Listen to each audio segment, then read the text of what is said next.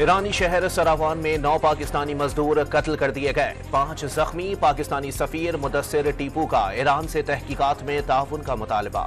लगी मरवत के इलाके तत्तरखेल में पुलिस और CDD का खुफिया इतलात पर ऑपरेशन। 3 शिद्दत पसंद हलाक। पाकिस्तान को नवाज दो। मुस्लिम लीग नून का इंतखाबी मंशूर जारी। अगर हुकूमत ना भी मिली तो धरने नहीं देंगे। लीगी कायद नवाज शरीफ का ऐलान। नवाज का 3 बार दौर देख लिया, पता है वो कितने सच्चे आदमी हैं। बिलावल भुट्टो का लीगी मंशूर पर रद्द अमल।